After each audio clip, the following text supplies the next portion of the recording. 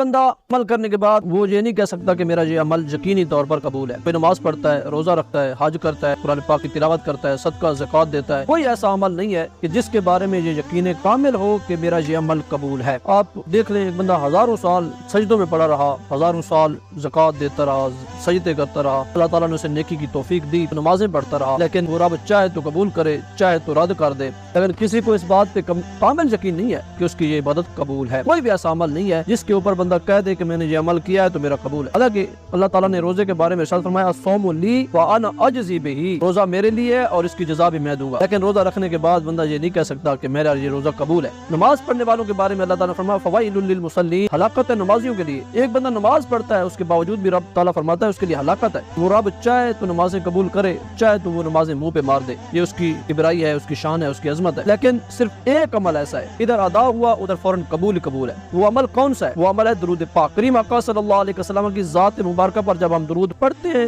چاہے وہ کسی حال میں ہو، کسی وقت ہو، کسی بھی گھڑی ہو، کسی بھی جگہ پر بیٹھ کے پڑھا جائے، وہ قبول ہے. چاہے وہ سب سے بڑا گناہ گار آدمی کیوں نہ پڑھے، وہ تہجد گزار کیوں نہ پڑھے، وہ سب سے بڑا ظالم ہی کیوں نہ پڑھے، فسق و فجور والا کیوں نہ پڑھے، جو بھی میرے مصطفیٰ پر درود پڑھتا ہے وہ فوراً قبول ہو جاتا ہے. اس میں یہ شرط نہیں ہے کہ کوئی اہل بیت میں سے پڑھے، کوئی سید ہے تو وہ پڑھے تو اس کا قبول ہے، کوئی بڑا پیر ہے تو وہ پڑھے تو اس کا درود قبول ہے. نہیں، غریب ہے یا امیر ہے، گناہ گار ہے یا نیکوکار ہے، کوئی بھی ہے، کہیں سے بھی پڑھے گا، ادھر درود زبان سے ادا ہوتا ہے، ادھر میرا رب قبول فرما لیتا ہے. کسی نے پڑھا الصلاۃ والسلام علیک یا رسول اللہ، اللہم صلی علی محمد وعلی آل محمد کما صلیت علی ابراہیم وعلی آل ابراہیم انک حمید مجید. اللہ کی عزت کی قسم، ادھر زبان سے ادا ہوا، ادھر فوراً رب نے قبول فرما دیا. تو حضرت عمر فاروق رضی اللہ تعالیٰ عنہ کریم آقا صلی اللہ علیہ وسلم کے جید صحابی ہیں، اور حضرت فاروق اعظم رضی اللہ تعالیٰ عنہ فرماتے ہیں کہ جس دعا کے اول اور آخر میں درود پاک پڑھا جائے وہ دعا کبھی رد نہیں ہوتی. اور ایک روایت میں ہے کہ جس دعا سے پہلے درود نہ پڑھا جائے یا اس کے بعد میں نہ پڑھا جائے تو وہ دعا آسمانوں میں معلق رہتی ہے، یعنی لٹکی رہتی ہے. اگر اس دعا کے اول اور آخر میں درود شریف پڑھ دیا جائے تو وہ قبول ہے. اس کی وجہ کیا ہے؟ درود تو ہر لمحے قبول ہے. دعا سے پہلے درود شریف پڑھا وہ بھی قبول تھا، دعا مانگی اس کے بعد پھر درود شریف پڑھا وہ بھی قبول ہے. اب دعا کے اول اور آخر میں ہم نے درود شریف پڑھ دیا، درود ہر حال میں قبول ہے. تو جو اس کے درمیان میں دعا مانگی تھی انشاءاللہ اس درود کی برکت سے وہ بھی قبول ہے.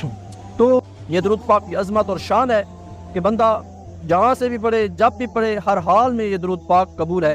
تو اس لیے وہ عمل ہے، چھوٹا سا عمل ہے، پیارا سا عمل ہے. کریم آقا صلی اللہ علیہ وسلم فرمایا تم مجھ پر ایک مرتبہ درود پڑھو گے، میرا رب تم پر 10 رحمتیں نازل فرمائے گا، 10 درجات بلند کرے گا، تمہارے 10 گناہ مٹا دے گا. تو جتنا زیادہ ہو سکے یہ عمل کرتے رہیں، اپنے محبوب کی ذات پہ درود و سلام پڑھتے رہیں، انشاءاللہ دنیا بھی سنور جائے گی، آخرت بھی سنور جائے گی. امید ہے یہ ویڈیو آپ کو اچھی لگی ہوگی، اور اچھی لگی ہے تو اس کو لائک کر دیں اور شیئر ضرور کریں ثواب کی نیت سے.